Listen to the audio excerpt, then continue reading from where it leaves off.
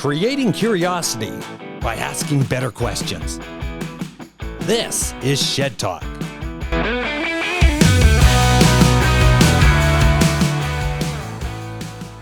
Laval St. Germain is the only Canadian to have climbed Mount Everest without the use of oxygen, the only person to have climbed and skied Iraq's highest peak, and the holder of the fastest ever crossing of the North Atlantic Ocean by a solo ocean rowboat. Welcome to Shed Talk. Hey, thanks for having me, Kevin. Thank you. When I saw your bio, I actually had to ask this question. Is that a real name? Yeah, that's a real name. Yeah, it is a real name. Yeah. Because when I look at Laval St. Germain, and I had asked a couple people about this, I said, can you tell me, does this name sound like a pilot? Does this sound like an adventurist, an accountant? Somebody who makes shoes. Exactly. I'm told that. Oh my God. And they said, no, that's totally adventurous. And I went, oh my gosh, what a great name to have. Yeah, I didn't choose it. It's I'm from a French Canadian town north of Edmonton. So my dad was born in Alberta. First language was French. His dad was born here. First language was French. My mom was German. The town was surrounded by German farmers. We spoke English at home, but I got this double-barreled French-Canadian name, yeah. Oh my gosh. Yeah. And then growing up in high school and stuff with a name like that, what were the girls like? Like they must have been all over you. Yeah, I grew up in a town till I was 11, where my friends were Montoya, Real Saint Laurent. We all were French Canadians, and it was totally normal to have my name. I mean, my first name's a little unusual, but I was surrounded by French Canadian names, so I thought it was totally normal. So.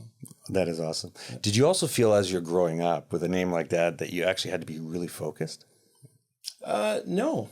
I mean, no, not at all. I had a really interesting upbringing. So my dad came from a line of lawyers, and my mom came from a line of farmers. In fact, my dad's grandfather was the first French-Canadian MLA in Alberta. So my dad was a townie, and my mom was somebody from the country. And so I spent all my summers on my grandparents' farm. And then I had a dad who really focused on us reading and education, and that combination, I think, was good for me. So it was a great upbringing in that sense. I had the best of both worlds. I think some of the most important things I've ever learned was on my grandparents' farm, and this is in the days before we had cell phones, before we had like a sort of that nanny state where you couldn't do anything that was dangerous, and we would just roam around all day. We weren't allowed in the house during the day, and we'd be jumping across granaries, we'd be catching mice, we'd be shooting gophers, we'd be riding sheep, we'd be, riding horses all day long. Like it was a great childhood. Yeah. Can you imagine doing that today? No, I mean it's too bad. Yeah. You see it now though. You go around any city in North America and you don't see kids anymore outside in playgrounds. Mm-hmm. And if you do, you see little kids playing in a playground with their moms or their dads sitting on a park bench looking at their phone. I mean, that's a whole different topic, but yeah. Oh, that totally is, because as growing older, and I'm 55 years old, and I'm assuming you're right around the 54? 54, yeah. 54 years old, and the stuff that you've done through your life, and then never mind shooting gophers and everything like that. And I'm going to go back, as in the first MLA, that's got to be pretty honorable. French Canadian MLA. Yeah. In Alberta. Yeah, I mean, it wasn't, I didn't do it as my grandpa, but yeah, it was something to be proud of. I guess he was the first mayor of my town as well, and of my hometown. So yeah, I guess that's something to be proud of. But I had probably a bigger impact from my mom's parents. My German grandfather, and hard work and honesty, and he had a real wanderlust. My grandfather, even though he was a farmer with a great education. They just used all their money to travel. So they'd been all over the world as two farm folk from northern Alberta, which was normal at the time. But I remember as I got older and I started to travel the world and do these adventures, my grandfather would just love to hear my stories and ask me tons of questions. And I think I probably inherited a lot of that. Oh, that is awesome. Yeah. Now, the greatest adventures that you start getting into, When was the first adventure come into play? It depends what an adventure is. I mean, my dad was a real outdoorsman, hunting, fishing, canoeing. And I would remember we'd go canoeing on rivers in sort of north central Alberta, the Pembina and the Athabasca River. And I'd, get out of the boat and grab a piece of driftwood and climb up a muddy bank. And I'd really think that I was, on Everest or on K2 and pretty soon I'd get scared and he'd have to come up and rescue me before I tumbled into the river. So it was that outdoor life is something that was really important to me and to us as a family. And then it turned, we always grew up skiing. So that turned into ski touring, which turned into ski mountaineering. And then it turned into actually mountaineering, climbing mountains all over the world. So I credit that to an outdoor lifestyle. My mom's focus, she was really focused on us being fit, healthy body, healthy mind, she used to say. And so we were active kids, an active family into the outdoors and into skiing, and that just sort of evolved. Hey, take a minute and smash that subscribe button, and let's get back to the episode. Now, what about Everest? When did that first come into your head? Said, okay, yes, you talked about good and I'm going to do Everest here, but the actual, all right, you know what? This is my goal. This is my mindset. I'm going to actually get myself focused to understand that you could actually do anything. To say, you have the guy on the doubt on your shoulder saying, oh, you can't do that. When was that point in time that all of a sudden it was like, wait a second, this is who I am. This is what I'm going to do. And at what age? Like, because you would have been young thinking that, like, you'd have to train. Well, I mean, I always train. I didn't have to train for Everest because I'm always training. I work out every day. I run, I bike. I've been biking to work for over 25 years. So it wasn't like I had to change anything in my training. But Everest was something that was always in the back of my mind. One of my heroes two of my heroes growing up were an Italian mountaineer named Reinhold Messner. He's the first person to climb Everest without oxygen. And he did it solo. And Pat Morrow, who's the first person to ever climb the highest mountain on all 7 continents. And Canadian guy from Kimberley, who I know now. And, reading these guys, and Pat Morrow's also a photographer, and looking at the photos that he took, it was always intriguing to me. I was starting to climb mountains all over the world. I think by the time I'd climbed Everest, I'd climbed maybe 5 of the 7 summits. And in the late winter of 2009, I poured Janet, my wife, a Luigi Bosca Malbec. I still remember this. And we were sitting at the kitchen counter at the island, and I poured her another one. She thought I had ulterior motives, but she didn't realize that I was about to tell her that I was going to go climb Everest. So I just said, hey, babe, I think I'm going to go climb Everest, leaving in March. So that would have been the spring of 2010. This was just before Christmas. I would have told her this. And she said, it's about time. You're not getting any younger. Oh my gosh. That was it. So actually prepping for that to tell her you're going to go, because there's a cost to it. Yeah. But Kevin, it's, I'd rather invest in experiences and I'd rather invest in travel than I would in anything else. I don't have a motorboat. Right. I don't have a motorcycle. I don't golf. I've got a lot of bicycles, but I'm focused on human powered trips and going to the remote areas of the world. I just absolutely love it. It's I grew up reading National Geographic and reading Farley Mowat and this is what I love to do. So it wasn't she knows me. She didn't even question. So when you're going there and you're getting there with the oxygen, why did you decide not to do it with oxygen? It's a style thing. I just spoke about this on a podcast the other day. It's I figured that it had been done without oxygen. I love the description of how hard it was to do without oxygen. That really appealed to me. I wanted to really go into that suffering state. I tend to enjoy that, and I figured I could do it. I wasn't 100% sure until the trip when I was super strong on that expedition. In fact, my expedition teammates were betting other teams that I would beat their Sherpas up certain carries meaning when you carry gear that day to bring it higher in the mountain, come back down. We'd leave at the same time, and they'd see, and I didn't know this, but they were betting that I would beat the Sherpas up to these points, to these camps who were dropping stuff. So I was super strong, and things were looking good. I just felt good about it. It was a fantastic trip. It was. So how are you? So when you don't have oxygen, you're going up there, and I've never felt this before. What does that feel inside? Like, where are you feeling it? Are you getting hallucinating? You always are you have feeling oxygen. I guess it's important to sort of explain to your viewers and your listeners that whether you're sitting here in Calgary, and we sit at about 1,000 meters, 1,050 meters, so 3,600 feet above sea level, or you're sitting on the summit of Everest at 29,000 feet above sea level, or 8,848 meters, it's the same amount of oxygen. It's just that you don't have the ambient pressure to force that oxygen into the alveoli of your lungs and into your bloodstream.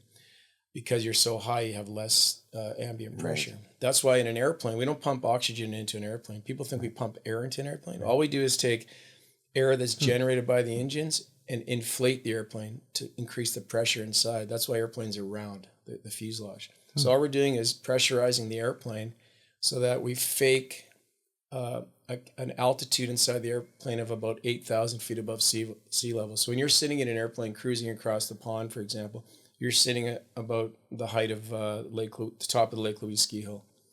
And that pressure forces the oxygen in your lungs.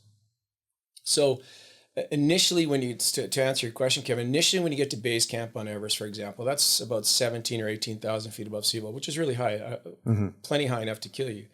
But you take a long time to get to that point.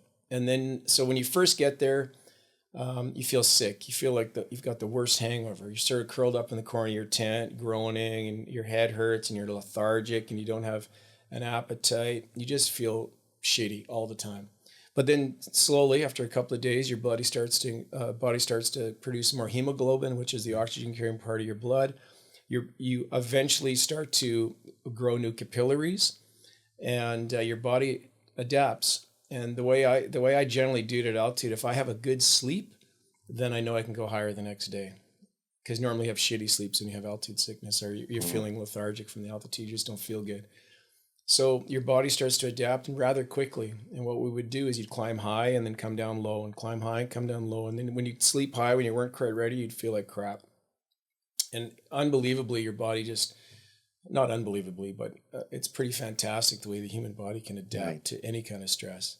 And, by the time you are on the summit day, your question about what does it feel like, it's you're breathing way harder than you would normally. So to get up a flight of stairs, for example, using a sort of a pedestrian example here sitting in Calgary would be difficult. You'd be breathing really hard. And your heart rate would be elevated the whole time. Blood pressure is fairly high too, because of the fact that you have more hemoglobin, and your blood is thicker. You have to be very careful that you hydrate. You can blow capillaries in your eyes. An American climber had to go back because of severe hemorrhoids. You can have strokes, all kinds of strange stuff. And then your body starts to prioritize where the oxygen is going to go. So when your body is starved of oxygen, it starts to divert blood flow from your extremities, your toes, your feet, and it tries to keep it in your core and in your brain.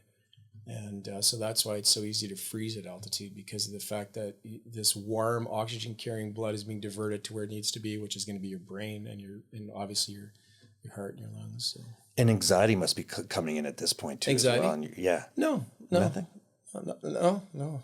Man, I would go do stuff, and all of a sudden I'd get anxiety about, okay, here's what I've got to do on a big run, like a 50K run and stuff. I get anxiety, and then all of a sudden I start listening about climbing Everest. I got to worry about this and that.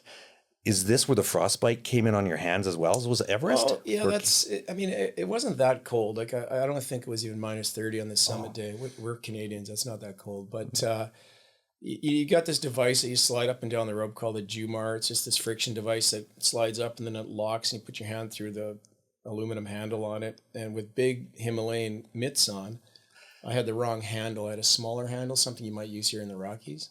And it compressed the insulation of my mitt, and of course my right hand froze. Plus it is chilly, and you are starved of oxygen, so you freeze very quickly. So, but listen, freezing 3 fingers is not that big a deal. Once they're frozen, it feels like having 3 pens in your mitt. You can't feel them anymore. They don't hurt. When they thaw, that's a different story, but it's not that big of a deal.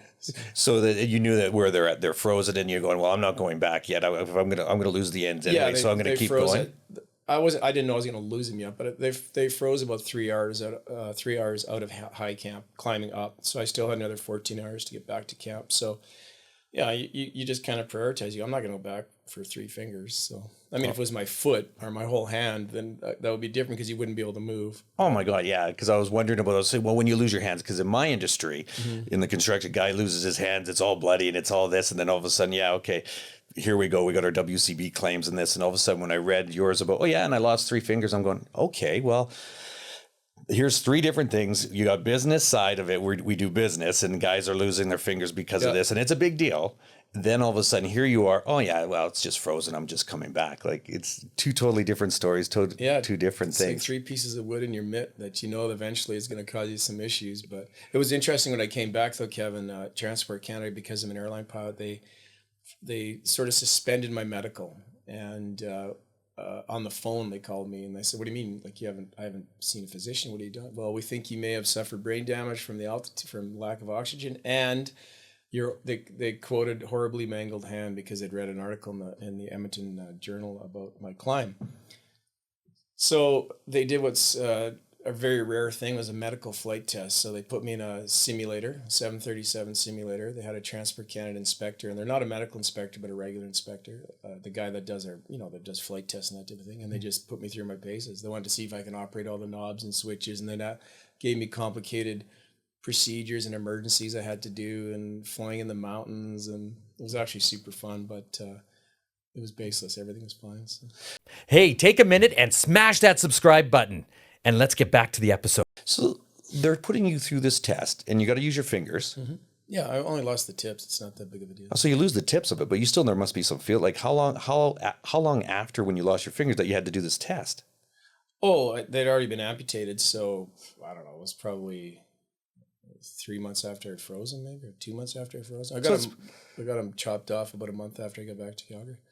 Yeah, because we're looking at other guys; they're not coming back to work for a year. No.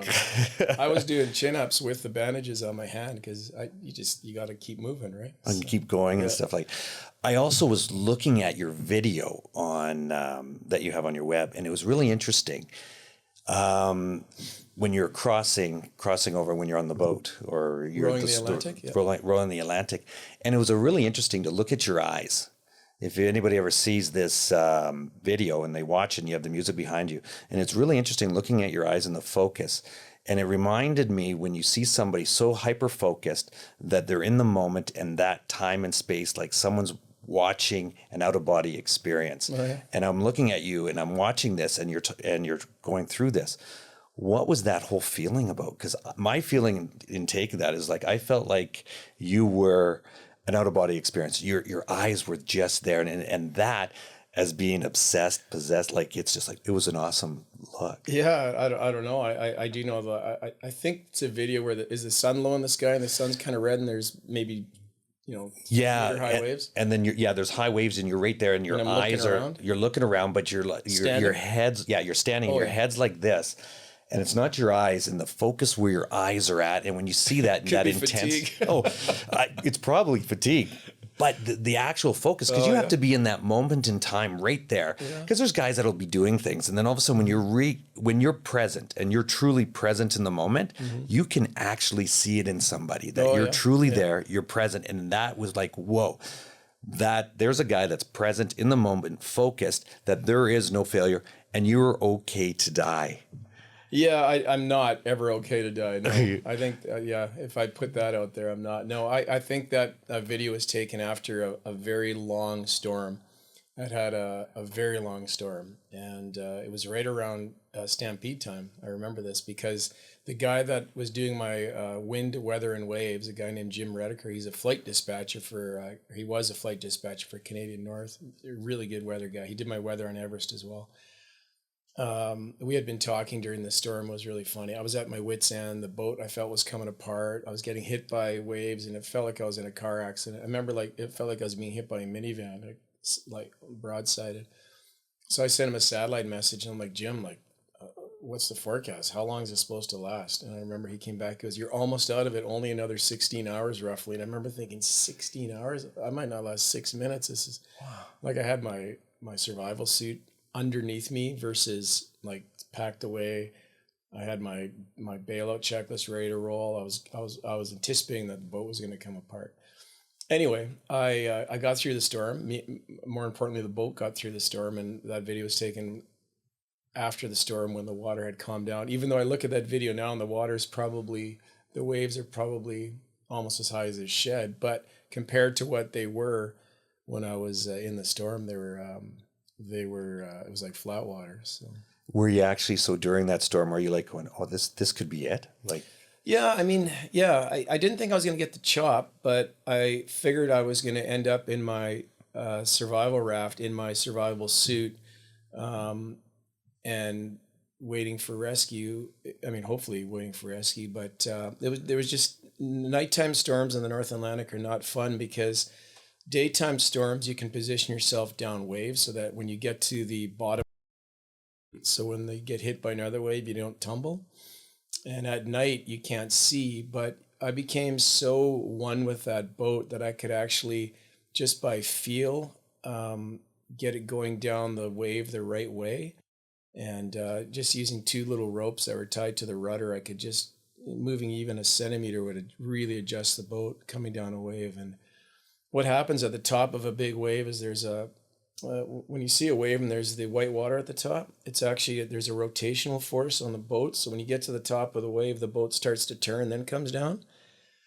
So you have to always correct that. And it was really hard to do at night because you're just doing it by feel and you're exhausted. And so, yeah, those are tough. Those weren't fun, but I can generally describe the discomfort of rowing the North Atlantic, or generally describe how hard it is to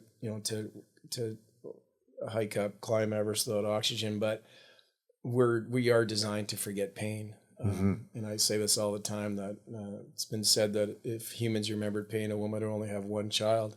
So I can better describe the sunsets and the whales beside me and all the wildlife I saw, or the people I met on Everest, or the Himalayan blue sheep I saw near base camp, or those types of things. It's difficult to really adequately describe the tough times, which is people want to know about that. I think we all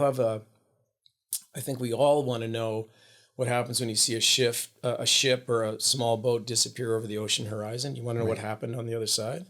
Or if you see a climber on a high ridge and they disappear into the clouds, you want to know what's going on on the other side of the ridge or in those clouds. And that's why I do it. But when you come down, it's difficult to describe. Right. Yeah. And then how do you look at your mindset, like to have a clear mindset on everything you do, the goals that you have to achieve and everything? Like, what does that mindset look like to you? Well, you have to, I make lists of what I need to get done. So there's no checklist. Maybe there is now. It's 2016 when I rode the North Atlantic, but I'm a prairie boy from northern Alberta. I had never been on the ocean other than on a ferry and sea kayaking in the Queen Charlottes. And I didn't know anything about the ocean. Obviously, I studied and did my yacht master training and ocean rescue training and everything I could before I went on the boat. But I had to make a list. I had to say, okay, I need to learn this. I have to be trained on this. I've got to talk to this person. I need this equipment. Read voraciously on it, watched everything I could on it, and then built a checklist of what was required for me to be on that dock in Halifax at 5:45 in the morning before I shoved off. And so that kept me focused, right? You take a giant goal like that, and often the hardest part is getting to the start. And then kicking off, and then you just take it in chunks. But it's really difficult when you set a massive goal like that to step out the door or shove off the dock or unzip the tent and step out. That's why my slogan is step out, shove off, because those are difficult times. And the Norwegians even have a word for it. It's called doorstoppmila, which means the first mile either before the door or after the door. It's very difficult to get to the door, and it's very difficult to do that first move. Right. And so mindset wise, I mean, I don't actively think about mindset. It's just something that you go through, and you focus on the end goal, but then you take it in small bits as you're going. Because when you think about over 5,000 kilometer ocean row, it's pretty intimidating to think about something that big and how long it's going to take and what's going to happen beyond the ocean's horizon. And but you have to be practical, and you have to be fearful of the things that really matter, and not get too in your own head about things that could go wrong. So, and confidence comes with doing this, right? I mean, it comes with being an airline captain and having climbed all over the world and having been through some tough situations, and you realize that you have a certain level of confidence. I mean, you talked about building your shed here, your studio. I'd be very intimidated to try and build a studio like this. You wouldn't, because you've done it before. Right. You may be intimidated to put together a row across the Atlantic. I wouldn't be as intimidated because I've done it before. So it's all about familiarity and wanting to take on challenges and loving it, loving all the stuff that can go wrong. Hey, take a minute and smash that subscribe button, and let's get back to the episode. And it's interesting when you're talking about, we all have goals, and we all say, okay, we're going to set them up. Okay, like you said, okay, the beginning is the hardest, and we get going into the goal. So you've done some pretty amazing stuff, and you start listening to this, and we're 54, I'm 55, 54, and when you look at it and you look back and it's amazing, is there a time, so here we are now, what's our next goal? Because sometimes you feel, I've accomplished, from my experience, I feel, I've accomplished this, but now there's more to it, and those goals get loftier and bigger. And when you look at yours, and I'm going, okay, is there, what's the next step of greatness? Yeah, greatness and my name don't go together. I don't think there's any greatness involved, but I've always have to have something to aim for, right? I love the joy I get in having a goal, and it's a creative thing. I think you pull something audacious that scares you a little bit, and you pull it off, and it's something it's hard to describe, but it also can be dangerous, especially if you're doing the stuff that I do. If you continue to do these trips, I mean, you're gonna obviously you can get to the edge sometimes, or even over the edge, and you've got to be very careful. So I am aware of that. I do have kids and a wife, and this I think it's complete bullshit when people say at least he died doing what he loves. When I've been doing what I love and I've come close to death, it's not fun. I'm not thinking, well, this is great. I'm hanging in the bottom of a crevasse and a rope that I've fallen into. It's there's nothing noble about it. No, and you're sitting there and you're going, why did I do this? And why did I put myself in a situation that I don't need to put yourself into? Yep. And then that growth just becomes exponential to where you're at. Yeah, it's scary. Yeah, I get scared a lot out there, and I think that's what helps keep me alive. I'm just like everybody else. I have the same fears. I mean, I might be used to different things because of what I do, but I'm just a scared little boy sometimes. I was when I was 8 years old, and I had to leave the light on, and it's I mean, I used to be scared to take a bath by myself as a little boy. I was scared of the dark, and and I think that might be one of the reasons that I push myself now. So now you've done all this, and now the scariest part, let's not talk about the adventure stuff. So you've come back, you've done the adventure stuff, you've done a lot of podcasts, you've done a lot of interviews with people, and then now you're getting into the public speaking. Now, you're very comfortable with public speaking, correct, to talk about your story. Now getting into this next, what scares you? Okay, not necessarily the adventure side. Yeah. What's the other stuff that scares? Something going, we lost a son, which was absolutely the worst thing that could ever happen. It makes anything I do pale in comparison. It's still something that's incredibly hard and difficult to deal with. So I think that has really inoculated me against I've been given this permanent injection of sadness, but Jan and I have also very deliberately decided that you have to keep living. Right. So I think I'm losing a child is something in our culture that's unusual. Thank God. In other cultures or other parts of the world, I should say, maybe not cultures, where life is far more difficult, it's not that unusual. I don't think we're unique because we've lost a child, but or that we've lost a loved one in our life. But I think that we can all learn from what others have been through that have been through a horrible tragedy like that. And I think it's made, I don't want to get anything positive out of losing Richard, but we have been able to continue to laugh, continue to travel, continue to see the world, talk about him every day. But yeah, there is that, that scares the hell out of me that I ever go through that again with the remaining two kids. So, you know, you've got this very simple goal of just trying to outlive your kids of your kids outliving you, the opposite.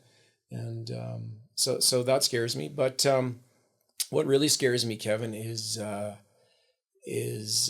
not being able to do this, what I do. Like, I'm always looking for something, whether it's, you know,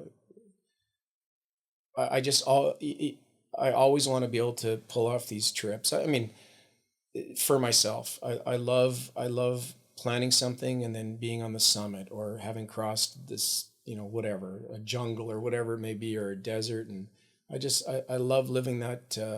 I love living in the pages of a National Geographic, and it's I think it's something that all of us have in us, and so I'm very fortunate. But yeah, so that scares me, not being able to do it. And as you age, that's something that you may have to start to think about, right? But I haven't slowed down. I'm in the adventure racing world championships in October in South Africa, and then I'm climbing in Uganda in December. And you know, this stuff is continuing to go, and I'm feeling great. I've got no injuries, no issues. I can still hammer. Yeah. So what would you say with somebody at 55? Okay, because there's a lot of guys that are sitting on the couch, not doing anything. They wish they shoulda, coulda, woulda, just to say, you know what? Life begins now where you're at, guys. Yes, you're 20. You've been doing this forever, but being in shape, getting to the next level, you can still do things. Yeah, I can't even stand the question. I just think it's ridiculous that people. No, it's nothing aimed at you, but it's such a common question. Like you know, I've got people I fly with here. Oh, I'm 40 now. I can't pull. I'm like, I was 42 and I climbed Everest. Yeah. I think we get into this mindset of maybe previous generations where we think that 50 is old, but 50 is not a 50-year-old from 20 years ago. No, and I look at when I was 50, I was 240 pounds. So going in there and having them and drinking. So drinking, yes, I own a bunch of businesses, and all of a sudden changing my lifestyle to go into something totally different. And it was all about mindset. So when you watch somebody, and I look at you through when you were a kid growing up, and you see how consistent you are all the way through as an individual. And then all of a sudden I come in and this is where that question of being 50 is that, when does that aha moment come into play? Is that, listen, wait a second, I better start looking after myself to get to that next level, or else I never will. When do you start? And that at 50 was like, wait a second, this is the greatest time of my life that I've ever been in for growth and potential. Yeah. Well, let me flip the tables on you, and then I'll answer your question. What caused you to go from 240 pounds to being fit? Yeah, the 240 pounds is all of a sudden I had sleep apnea.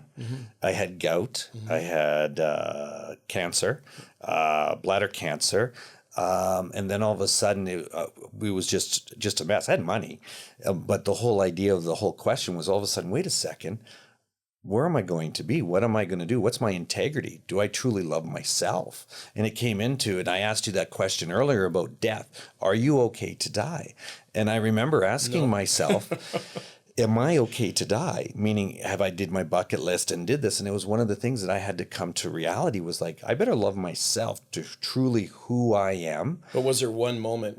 Did you look in the mirror? Did you turn sideways? Did you sprain your ankle? Was there one thing? It was on November 25th. Now we're drilling down. The drill down was November 25th. I said, I'm not going to have another drink. I'm done. And it was just, I was done. And then I was like, I wonder if I took my mind and do professional bodybuilding. I said, how hard would it go into and do bodybuilding in a world stage? Okay, 240, and say, take your mind and everything so focused and see how determined. And then that was the whole thing, was to see what does it take mindset to truly flip around in a day, because change happens instantly.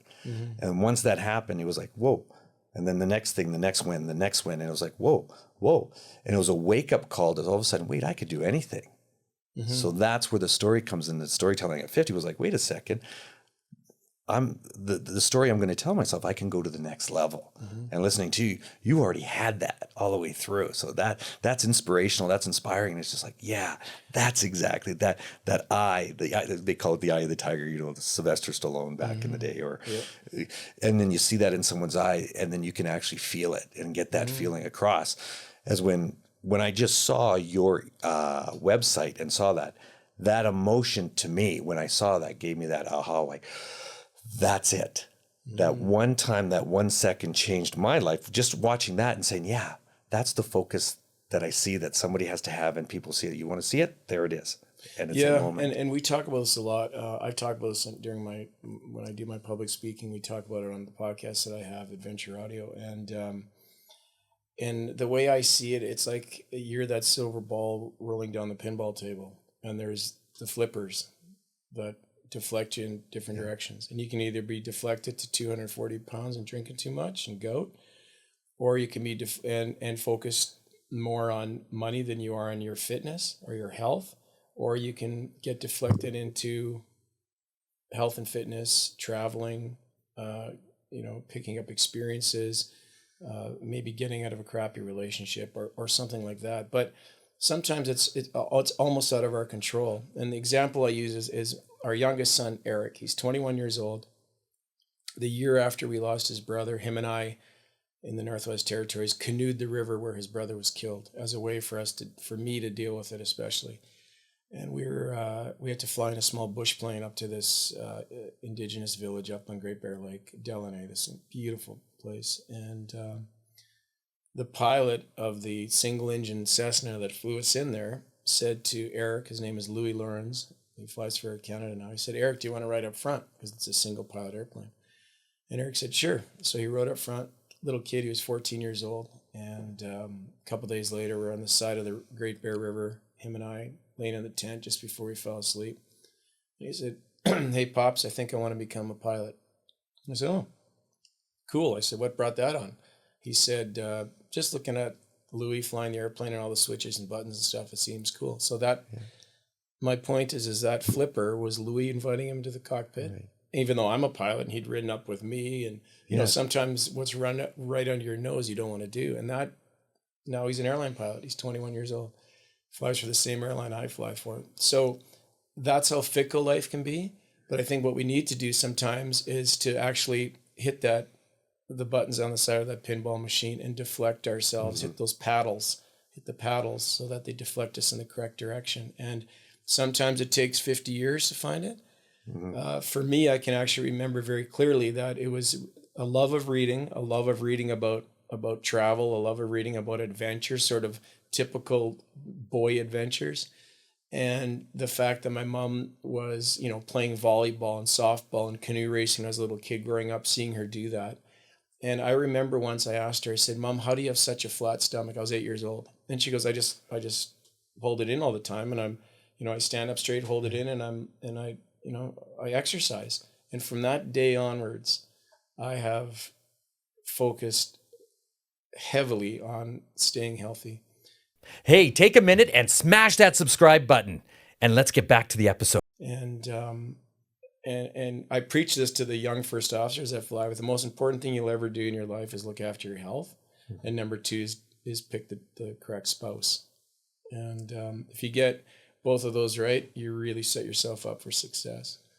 So yeah, I mean, your paddle was this whole cornucopia of shit, gout, cancer, bladder cancer, obviously all the stuff that goes with being 240 pounds and a 5'10" guy. It's sleep apnea, sleep apnea, and obviously running a bunch of businesses, which isn't healthy. To combine all the stresses of that together, and probably the greatest thing you've ever done in your life, my guess, looking back in it 4 years now, is to get a hold of your health, right? Oh, and health is the most important thing ever. It really is. You can't do anything without it. Yes. I mean, if you're unhealthy, and I mean, it goes right down to being with your spouse. And she, if your wife says, well, let's do this, let's go for a walk. You're like, I can't, my toes sore from gout, or, you know what I mean? It's so important. You can't play with your kids. You can't travel. You can't sit in an airline seat. Like, I don't know.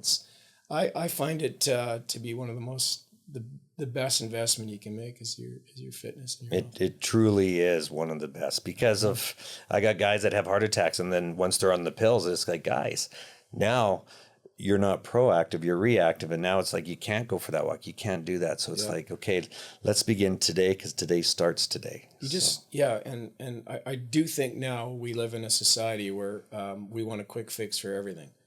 And you have to realize that it takes an effort to stay healthy. But you have to make it as natural as brushing your teeth. Everybody brushes their teeth, I hope, before they go to bed, and everybody brushes their teeth in the morning. Nobody ever questions that. If I ask you that, you go, of course I do. You shrug your shoulders. Yeah. But I say, do you work out every day? The vast majority of the population, the last time they sort of focused on their fitness is grade 12 phys ed class. Right. And what in life is their non-negotiables? What are you in life? What is your non-negotiable that you're not going to give up or whatever? What's your integrity as a human being, and what you're going to do to give back to yourself? That makes you valuable. You owe it to your family. Yes. Because if you don't look after yourself, they're the ones left holding the bag when either you check out early, or you're unable to do stuff, or you're unable to look after yourself. So I don't want to focus too much on that, but so it's interesting that you had that pinball paddle deflect you in the right way, or that ball could be sitting in the hole right now. Well, Game over. How true that is. Game over. Well, Laval, thank you very much for joining me and on Shed Talk and everything that we've been doing. So thank you very much. And is there anything you want to sum up with of curiosity for yourself? No, just don't wait until tomorrow. I'm an airline pilot, and we are all running out of runway. I don't care if you're 21 or if you're 55, that we're all running out of runway, and you want to get airborne and get stuff done, because it goes quickly. So life is short. Thank you very much for your time. Thanks, Kevin. Thank you. Now you know. Shed Talk.